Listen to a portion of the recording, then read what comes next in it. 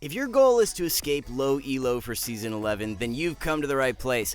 Today, we've got you guys covered with the best picks for every single role that will allow you to hard carry and reach your new peak rank in no time. Let us in on what your ranked goals are for Season 11 down in the comments below. And to stay up to date with all the latest meta trends in League, make sure to subscribe as well. We'll be keeping you guys in the loop with all the new best builds and champs for every patch, so you don't want to miss out. Just before we get started, it's important we let you in on our criteria as to how our analysts chose our 3 picks for each role. Number 1 was that the champions needed to have a low skill floor. If you're unfamiliar with this term, it means the champion is easy to get a grasp of as soon as you start playing them, which can lead to you seeing immediate success. Number 2 was that the champ had to be what our analysts believe is a strong pick in the lower ranks.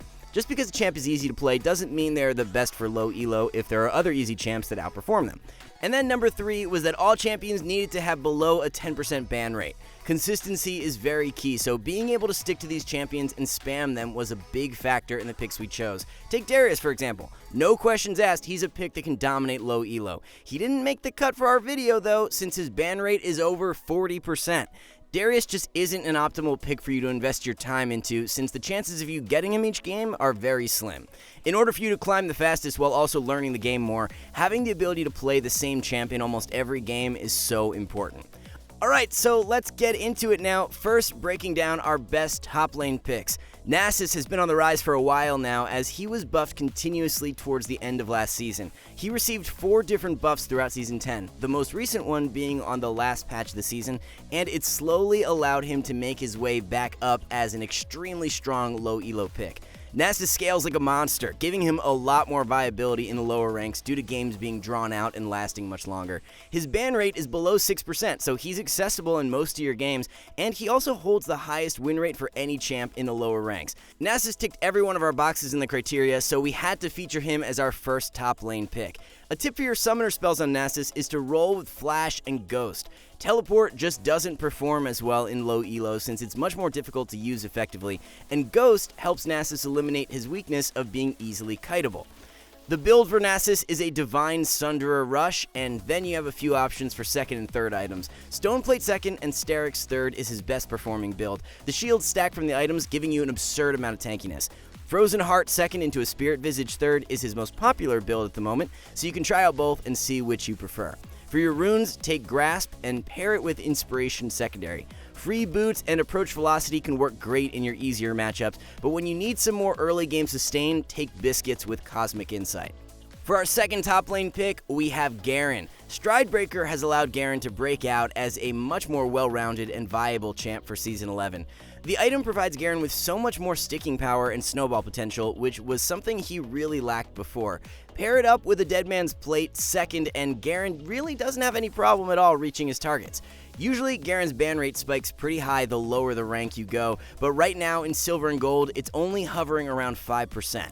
For summoner spells, like we recommended for Nasus, stay away from Teleport on Garen. Run Flash with Ignite and you'll give yourself much more consistent solo carry potential. For your skill order, make sure you max your E out first. We see a lot of low elo Garens make the mistake of maxing Q first, but you should instead be maxing it out second.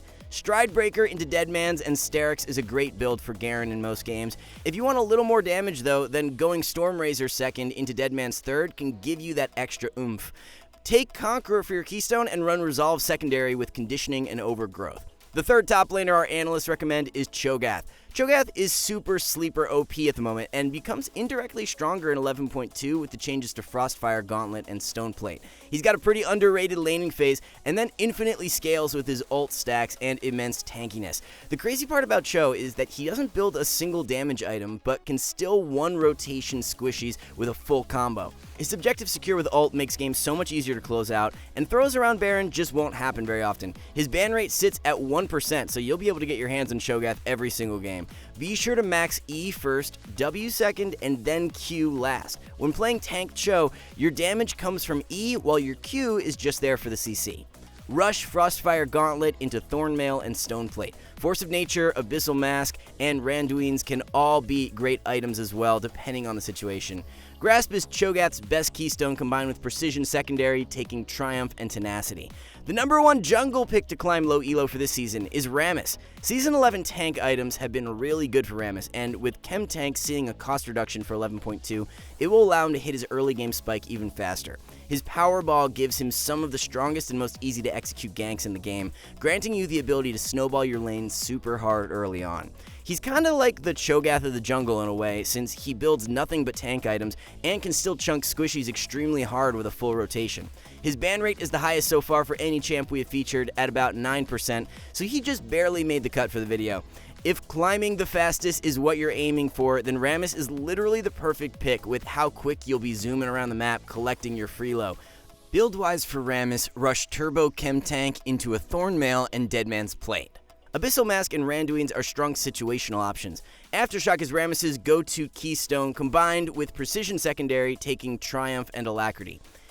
By far the best AP jungler you can play to escape low elo is Fiddlesticks. Lower elo players just really don't respect his surprise factor at all, giving you the ability to find these insane ult plays and completely take over teamfights. Playing around your ult cooldown is really the name of the game with this champ. Whenever it's up, you should be looking to set up for flank plays. Objective control is very important on Fiddle. You need to be aware of when those dragons are spawning, because if you can get there early, control vision, and force the enemy team to face check into you, that's when Fiddle's at his best. A little trick used by many high elo Fiddles is starting the game off with a control ward instead of refillable potion. With Fiddle's clear being really healthy, he doesn't need that added sustain and can instead give his team extra vision early on. The build for Fiddle is a Rocket Belt Rush into Azania's second and Demonic Embrace third. Oblivion Orb can be purchased somewhere in between if you need healing reduction. Dark Harvest is the way to go keystone-wise, and then take Inspiration secondary with perfect timing and Cosmic Insight. And taking the final jungle spot for the video is Warwick. A nice little buff towards the end of last season has propelled Warwick back towards being a super strong low elo pick. His kit is really just perfect if you're looking for a strong jungle pick that will allow you to see some immediate success. Healthy clear, great skirmish, strong ganks, great objective taking power, amazing duelist. The list just goes on and on. Warwick's ban rate sits at 3% and his win rate is in the top 10 for low elo junglers, so the stats even back up how great of a pick he is. People are really sleeping on Divine Sunderer as a rush item for Warwick. After the continued nerfs to Sunfire Aegis, it's no longer as OP as it was throughout the start of preseason. Divine synergizes great with Warwick's kit and gives him a little more raw carry potential than Sunfire does. The full build is a Divine Sunderer rush into Titanic Hydra second and then either Thornmail or Spirit Visage third. Take Press the Attack as your keystone alongside Sorcery secondary with Celerity and Water Walking. Moving on to the mid lane now, the first champ our analysts recommend is Anivia. The mini rework she received was perfect in the sense that it turned a forgotten champion into a much more satisfying and super strong pick. Just being able to CS easier and reposition her ultimate more often later on in the game makes her way more worthwhile to play. If you're tired of getting smacked by melee mids like Yone, Akali, and Sylas, then look no further. Anivia is the perfect pick into those kind of champs due to her amazing zone and lockdown if they ever try to jump in. What makes Anivia even better for the lower ranks is her ability to stall games out and pull off these miraculous comebacks that any other mid wouldn't be able to achieve. Low elo players will get impatient as they watch you continuously one-shot their waves. Eventually, they'll try to force a dive play onto you, hand over 1,000 gold shutdown, and all of a sudden, your team's right back into the game. Her ban rate for the higher elo sits above 20%, but in silver and gold, it hovers much lower at about only 10%. Your build can be very versatile on Anivia. Liandry's into Archangels and then Zanya's is the most popular build, and for good reason. It's super solid against HP stacking comps. Against squishier comps, Luden's Rush will give you more burst, and Everfrost is highly undervalued if you're against picks like Yone or Akali, since being able to root them when they try and jump in is so valuable. For runes, Electrocute combined with Precision Secondary, opting for Presence of Mind and Coup de Grace work really well. A champion who has remained such a consistently good low elo performer over the years is Malzahar. Right now, he holds the highest low elo win rate for any mid laner at 54%, and there's a few reasons for it. Liandry's and Demonic Embrace were two items basically made for this champion. He synergizes so well with these burn items and hits a massive mid-game spike when he picks them up. His ult goes up in value by quite a bit in the lower ranks since players tend to purchase QSS a lot less frequently. This makes Malzahar's pick threat throughout the game insanely strong. Most of his damage is point and click, and the one spell that isn't is so rewarding if used well.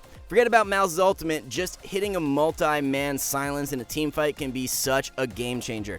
Be sure to max that Q out second, since the duration on the silence doubles from rank 1 to rank 5, making your mid-game spike that much crazier. Lots of low elo Mal's players make the mistake of maxing W second, but it's best if you save that till last. Like we mentioned a second ago, Liandry's into Demonic Embrace are his 2 core items, and then Rylai's or Zanya's third, depending on the game, works really well.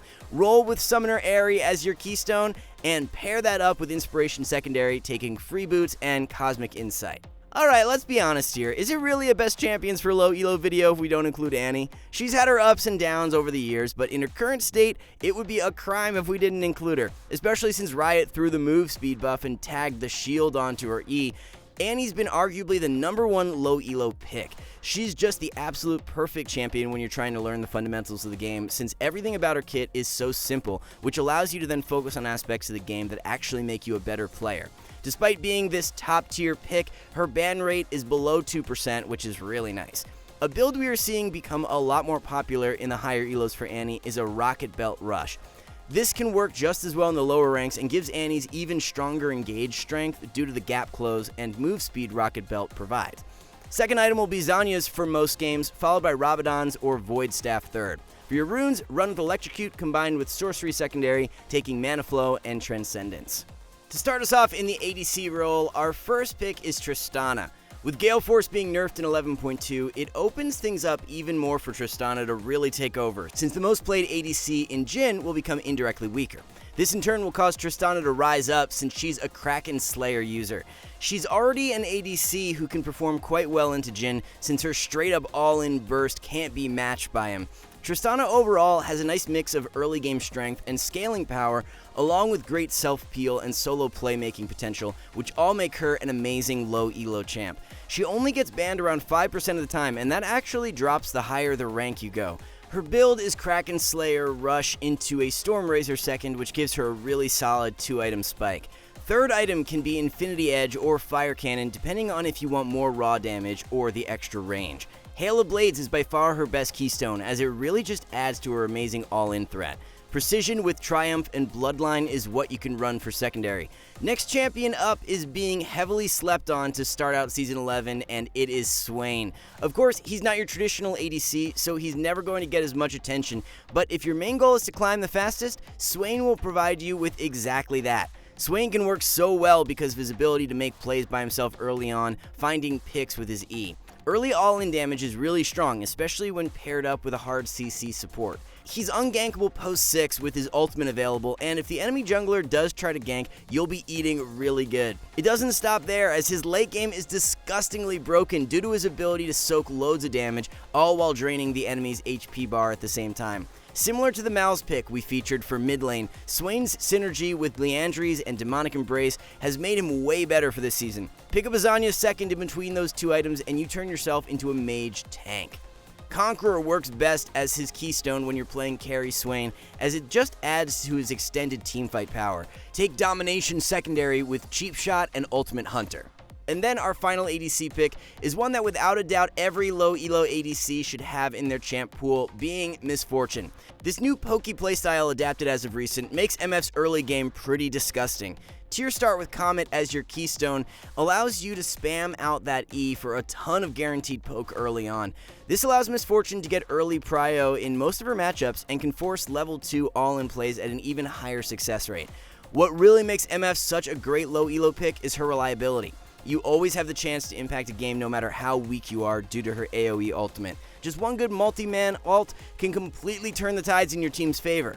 The build right now is a Manamune Rush into an Eclipse second and the Collector third. You can interchange Eclipse for Gale Force depending on preference, but with the Gale Force nerfs in 11.2, Eclipse will indirectly become more favorable more often. Take Comet as your keystone like we mentioned before and combo it with Domination secondary running Cheap Shot and Ravenous Hunter. And then last but definitely not least, for the support role, the first pick our analysts recommend is Maokai. Full AP Maokai support is such an amazing pick to play in the lower ranks, since players just aren't going to expect the immense damage it can deal. One sapling with 2 items can chunk squishies to half HP, which gives Maokai such insane objective control and zone.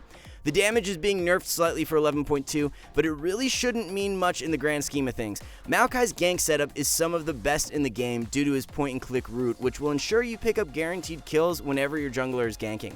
On top of that, his synergy with Imperial Mandate is just nuts since he can proc the passive with every single one of his spells. Demonic Embrace as your second item gives you that burn damage, which synergizes perfectly with your saplings. Third item will usually be an Oblivion Orb or Zanya's depending on which you need for that game. Run Comet as your keystone paired with Inspiration Secondary going free boots and biscuits. By far, the best enchanter support for lower elos in Season 11 is Seraphine. Her ridiculous teamfight power and pick potential make her a top pick to climb with in any elo at the moment. Seraphine has the ability to pump out so much damage for a support pick, all while providing her team with shields, heals, and game-changing crowd control. On top of that, Moonstone Renewer synergizes so well with Seraphine's kit and amplifies her healing a crazy amount throughout the game. The buffs to Lucidity Boots make the pick even stronger since she can spam her abilities out even more often. If you want to play more of a supportive playstyle, then you have the option of rushing Moonstone into Ardent Censer and Staff of Flowing Water. For more of a carry-oriented setup, rushing Imperial Mandate into Rylai's and then Zanya's gives Seraphine some really nice versatility in her build paths. Against heavy dive comps or aggressive all-in supports, take Guardian as your keystone. Against weak engage or other ranged supports, Summon Aerie can work well. Secondary runes will be Inspiration with Biscuits and Cosmic Insight. Like most new champion releases these days, it's only a matter of time before they become an OP pick, and that's exactly what Rel is starting to become. She's really being slept on at the moment, so before people start to realize her true strength, I'd pick her up before it's too late. Her ban rate is really low at 3%, but every single patch her win rate continues to rise, as it's in the top 5 now for low elo support picks. What's really allowing Rel to thrive at the moment is her insane strength into other melee supports. The peel Rel provides for her carries allows her to really nullify champs like Leona, Thresh, Nautilus, and Pyke, who are all picked at a crazy high rate to start off the season. All of her CC is fairly simple to land as well, making her a really consistent pick and gives her top tier teamfight power. A Locket Rush, Zeke's second, and then Knight's Vow third is the best performing build for her. Take Aftershock in lanes where you can be the aggressor, and against hyper aggro enemy bot lanes, go with Guardian to keep your ADC safer from the dive. Secondary runes will be Inspiration with Biscuits and Cosmic Insight. Alright, that's going to be all for this one. Now that you're all up to date with the 3 best low elo picks for every role, start molding your champ pool and achieve that rank you've always wanted to Season 11. Don't forget to drop a like and subscribe to stay up to date with everything new happening in the League meta. Thanks for watching, guys, and we'll see you back here soon.